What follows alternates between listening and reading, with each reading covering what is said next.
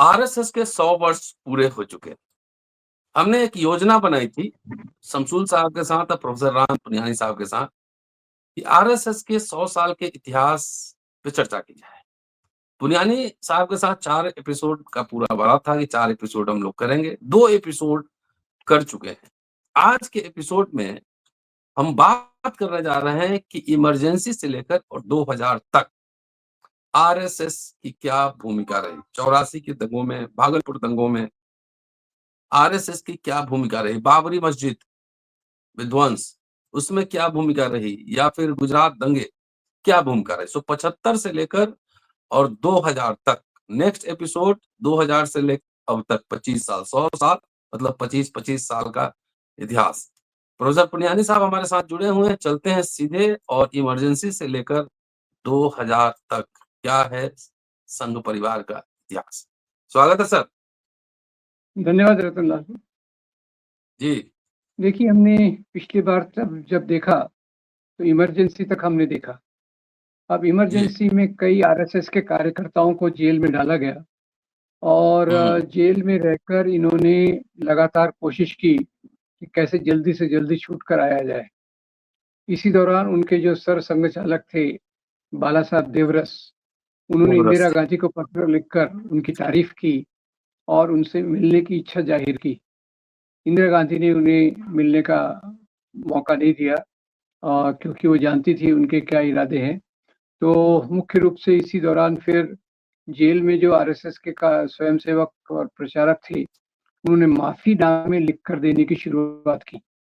वैसे इस परंपरा में माफ़ीनामा तो काफ़ी सावरकर से लेकर तो अटल बिहारी वाजपेयी से लेकर ये जो इमरजेंसी के दौरान जेल में थे, तो इन्होंने भी माफ़ीनामे दिए और उससे छूट कर आए। अब यहाँ जब जनता पार्टी बनती है, तो उसमें 2 चीज़ें महत्वपूर्ण हैं कि इसमें जो पुराना भारतीय जनसंघ था, उनको बहुत महत्वपूर्ण विभाग मिलते हैं। लाल कृष्ण आडवाणी को मिलता है ये विभाग, इन्फॉर्मेशन एंड ब्रॉडकास्टिंग, और उसका फ़ायदा लेकर उन्होंने इस मिनिस्ट्री में जो भी प्रचार के तंत्र थे, उसमें ज़्यादा से ज़्यादा आरएसएस के लोगों को भरना चालू किया। तो जब हम बात करते हैं कि आज मीडिया पर आरएसएस का क्या प्रभाव है, उसमें सबसे पहला प्रभाव तो ये 1977 से लेकर जब जनता पार्टी बनी, उसके दौरान था।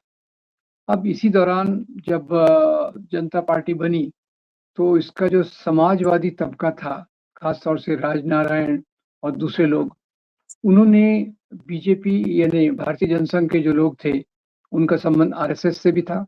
तो उन्होंने दोहरी सदस्यता का मामला उठाया और कहा कि ये जो सदस्य हैं, जो भारतीय जनसंघ से आए हैं, जिनका संबंध आरएसएस से है, उन्होंने आरएसएस से अपना संबंध तोड़ लेना चाहिए।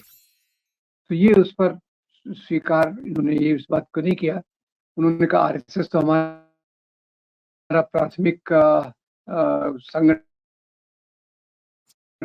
है, उसको हम छोड़ दिया और जनता पार्टी टूट गई।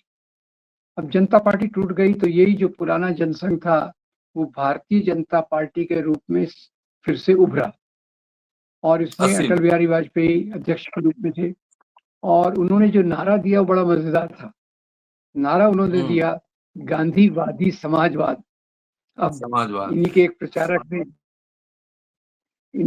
प्रचारक ने गांधी जी की हत्या की थी और ये लोग समाजवाद से उतना ही नफरत करते हैं जितना कि हो सकती थी। तो खैर फिर भी उस समय समाजवाद शब्द काफी लोकप्रिय था, इसलिए उन्होंने समाजवाद शब्द को अपनाया गांधीवादी समाजवाद के नाम पे। और उस समय जो फिर 1984 में सिखों का कत्लेआम था, उसमें भी अगर हम डॉक्यूमेंट देखें तो आरएसएस के एक सदस्य नानाजी देशमुख ने एक पत्र लिखा जो जॉर्ज फर्नांडिस की पत्रिका प्रतिपक्ष में प्रकाशित हुआ। इसमें नानाजी लिखते हैं कि राजीव गांधी अभी काफी संकट में है, खालिस्तानियों का जो विद्रोह चल रहा है उसके कारण संकट में है, इसीलिए हमें उन्हें पूरी सहायता करने की जरूरत है। ये छपा हुआ पीस है और इसके कारण ऐसा लगता है कि 1984 के सिखों का जो कत्लेआम हुआ उसमें कांग्रेस की भूमिका तो थी ही, पर आरएसएस, बीजेपी की भी भूमिका थी, क्योंकि इन्होंने कभी भी किसी सिख को बचाने की कोई कोशिश नहीं की। ये आप ख्याल कीजिए, 1984 के दंगों को भी देखें तो ये जो दम भरते हैं कि हम हर एक सामाजिक संगठन के सामने सामाजिक संगठन संकट के समय हम सामने आकर उसको बचाने की कोशिश करते हैं, तो सिखों का तो इन्होंने कोई उनको बचाने की कोशिश नहीं की। उलट इनका एक मूक समर्थन भी था, सक्रिय समर्थन भी था सिख विरोधी कत्लेआम में। पर खैर, बाद में जो बात फैलाई गई वो ये कि वो केवल कांग्रेसी गुंडों ने किया, कांग्रेस के तत्वाधान में किया, वगैरह वगैरह। पर इसमें जो आरएसएस का रोल था वो छुपा हुआ रोल था और उसको कभी सतह पर नहीं लाया गया। अब इसी दौरान क्या होता है रतनलाल कि जो विश्व हिंदू परिषद है वो मंदिर का मुद्दा उठाती है।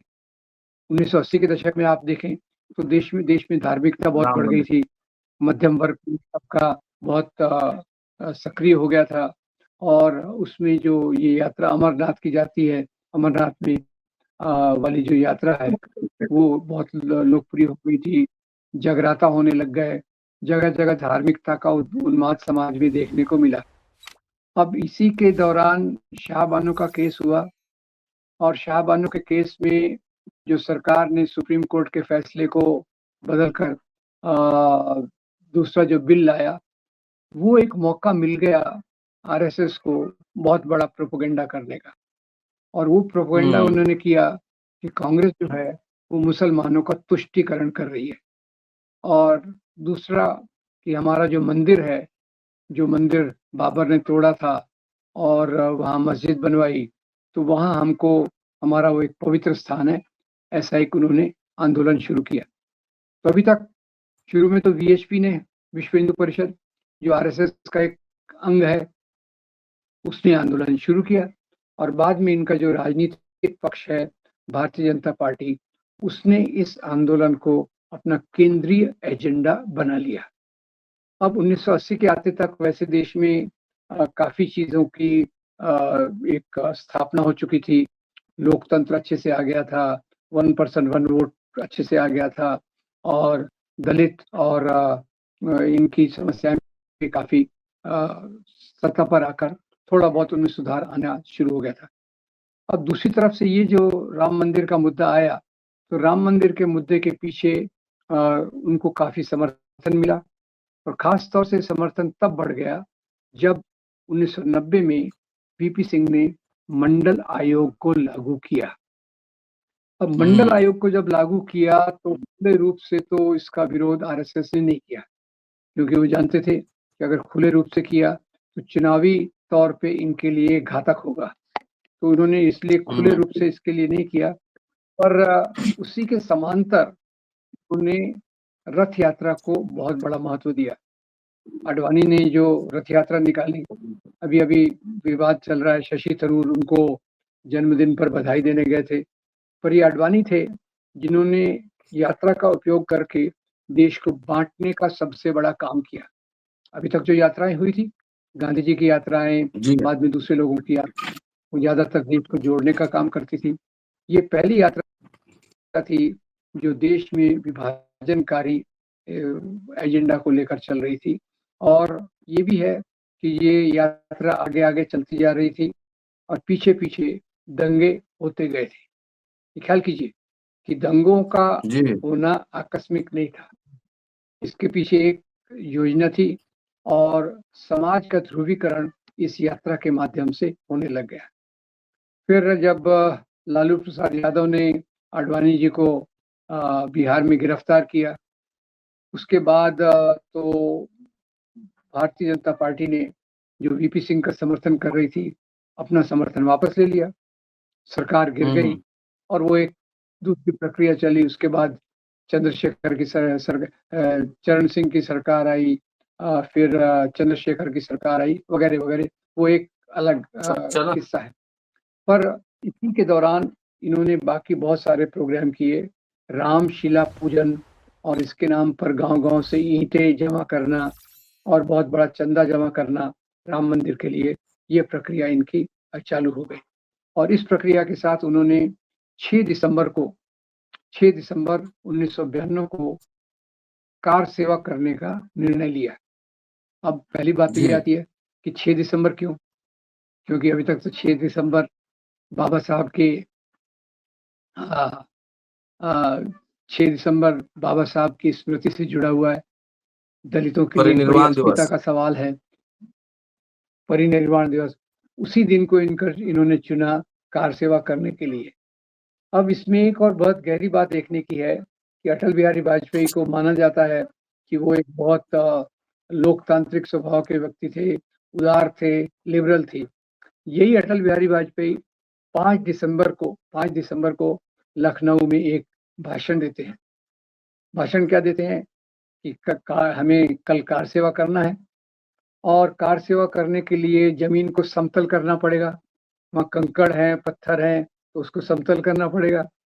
तो दूसरे दिन फिर ये जो बाबरी मस्जिद को गिराने का षड्यंत्र हुआ, उसमें बीजेपी के लीडर्स भी वहाँ थे और बाकी आरएसएस के सुपरविजन में जो भी पूरा प्रोग्राम हुआ, बाबरी मस्जिद को ध्वंस कर दिया गया और साथ ही साथ इसी के साथ अयोध्या में दंगे हुए, बम्बई में तो बहुत भयंकर दंगे हुए, सूरत, भोपाल जी। इनमें दंगे हुए, जो मुस्लिम विरोधी दंगे थे।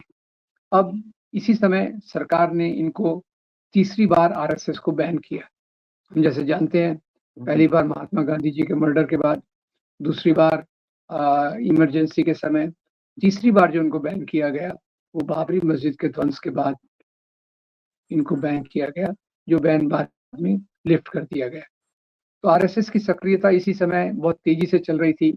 एक तरफ इनके वनवासी कल्याण आश्रम, ये गाँव में जाकर, दूर-दराज आदिवासी क्षेत्रों में जाकर ये आदिवासियों को का हिंदूकरण करने की प्रक्रिया चालू थी। ये क्लियर कट था कि उन्हें लगता था कि एक तो आदिवासी बड़ा वोट बैंक बन सकता है, दूसरा उनको लगता था हुँ। कि आदिवासी एरियाज़ में क्रिश्चियन मिशनरी काम करते हैं, जिनके कारण क्रिश्चियंस की सब परसेंटेज बढ़ सकती है। तो हमें इस एरिया में जाके 2 उनको लक्ष्य साधने थे। एक तो आदिवासियों के बीच में जो शिक्षा का कार्यक्रम था, उसको रोकना था, क्योंकि शिक्षित आदिवासी ये अपने अधिकारों की माँग करेगा और अभी तक जिस प्रकार से वो समाज में गुलामी में रहता है, उसी प्रकार की गुलामी चलने देना चाहिए, ऐसा उनका एक समीकरण था। उसी के साथ-साथ आदिवासियों का हिंदूकरण और घर वापसी की एक प्रक्रिया चालू की गई। ये घर वापसी क्या था? इनका दावा था कि जो भी यहाँ के आदिवासी, दलित और पिछड़े वर्ग के लोग हैं, ये पहले हिंदू थे और फिर मुसलमानों के आने के कारण, उनकी आक्रामक गतिविधियों के कारण, उनकी जो ये धर्मांतरण की प्रक्रिया के कारण ये लोगों का जाति गिर गई और इन्होंने कई बार धर्म बदल दिया। तो घर वापसी की एक प्रक्रिया, उसमें दिलीप सिंह जुदेव जो बाद में केंद्र में मंत्री भी रहे, उन्होंने बड़ा जोर-शोर से हिस्सा लिया। तो एक नया ट्रैक चालू हो गया आदिवासियों के बीच में एक मजबूती से और इसकी परिणति हमको दिखती है 1999 में जब पैस्टर स्टेन्स की हत्या उनके 2 मासूम बच्चों के साथ जब वो गाँव में हुँ। खुली जीप में सो रहे थे, हत्या के कारण दिखी। अब पैस्टर स्टेन्स एक ऑस्ट्रेलिया से आए हुए मिशनरी थे, जो लेप्रोसी के मरीजों के बीच में काम करते थे। तो वहाँ जो आरएसएस से जुड़े हुए बजरंग दल थे, उसका एक सदस्य था राजेंद्र सिंह पाल या दारा सिंह के नाम से प्रचलित था।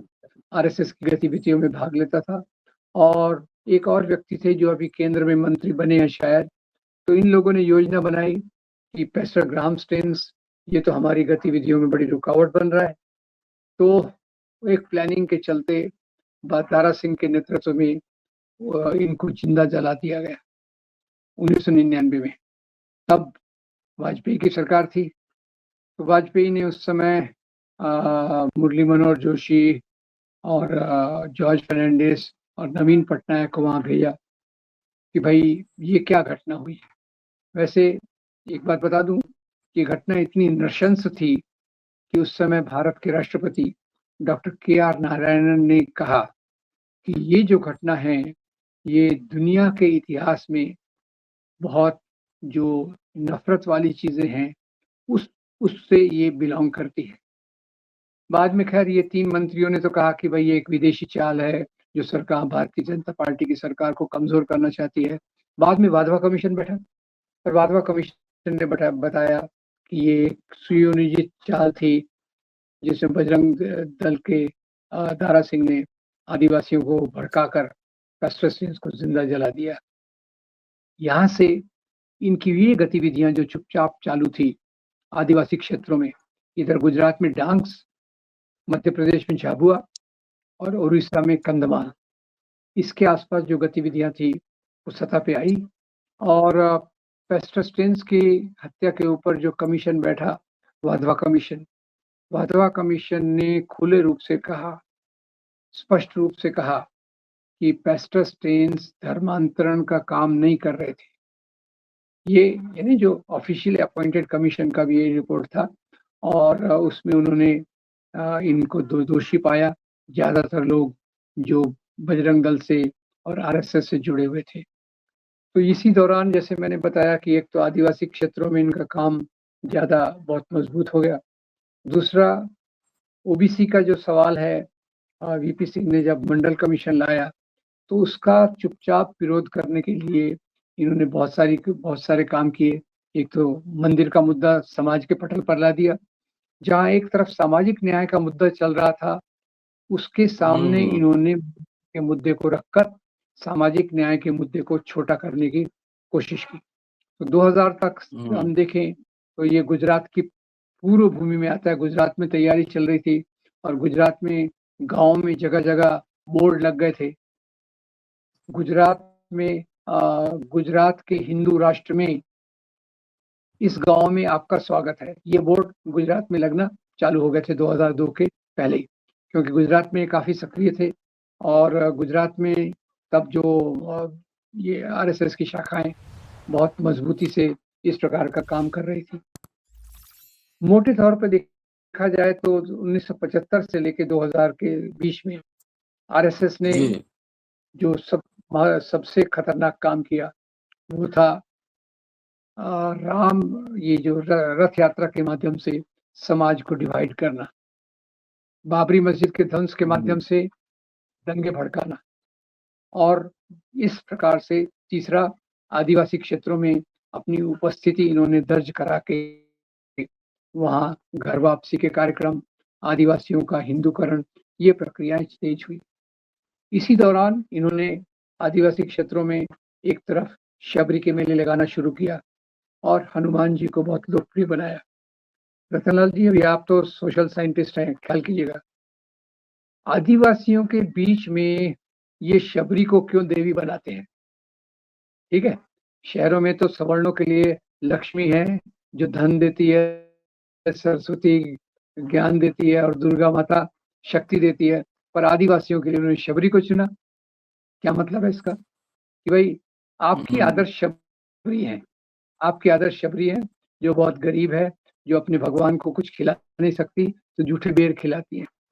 दूसरी तरफ से हनुमान जी को बहुत लोकप्रिय बनाया गया। अब मैं तो यही सोचता हूँ भई, शहरों में तो भगवान राम ज़्यादा लोकप्रिय बनाए गए, इस पूरे मंदिर आंदोलन के माध्यम से। पर आदिवासी क्षेत्रों में हनुमान जी को ज़्यादा लोकप्रिय बनाया गया, क्योंकि हनुमान जी तो राम के भक्त हैं।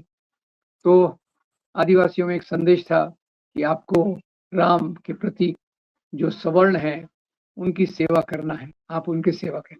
तो ये 2000 तक का हुँ, इन्होंने अपनी जड़ें जी, बहुत गहरी जमा ली। आदिवासी क्षेत्रों में दलितों में सामाजिक समरसता मंच बहुत सक्रिय हो गया और शहरों में एबीवीपी का विकास बहुत तेज़ी से होने लग गया। तो इस यात्रा में जो 2000 के बाद होता है, उसकी मुख्य नींव 1975 और 2000 के बीच में लग गई बीच में। थी। इन्होंने जगह-जगह अपनी शाखाओं को लगा दिया और इसी दौरान अन्य जो इनके सहकारी संगठन थे, अलग-अलग क्षेत्रों में काम करने वाले सहकारी संगठन, उसमें उन्होंने राष्ट्र सेविका समिति को सक्रिय किया और जो दूसरे संगठन थे पुलिस के बीच में काम कर रिटायर्ड आर्मी ऑफिसर्स के बीच में काम करने वाले, वकीलों के बीच में काम करने वाले, उनको भी बहुत सक्रिय बनाया। तो मेरी राय में ये जो तीसरा फ़ेज़ हमने आइडेंटिफ़ाई किया है, पहचाना है, जी, जी। इसमें आरएसएस ने अपनी जड़ें जमा ली, जिसके कारण 2000 के बाद फिर गुजरात के दंगे और बाकी चीज़ें हुई। चलिए बहुत-बहुत शुक्रिया सर, बहुत ही इन्फॉर्मेटिव वीडियो है और बहुत ही नॉलेज प्रदान करने वाला वीडियो है। अगले एपिसोड में जब हम आएँगे तो 2000 से लेके अब तक संघ परिवार की यात्रा पर चर्चा करेंगे। शुक्रिया, तब तक देखते रहिए अम्बेडकर नामा। Thank you sir. धन्यवाद। धन्यवाद।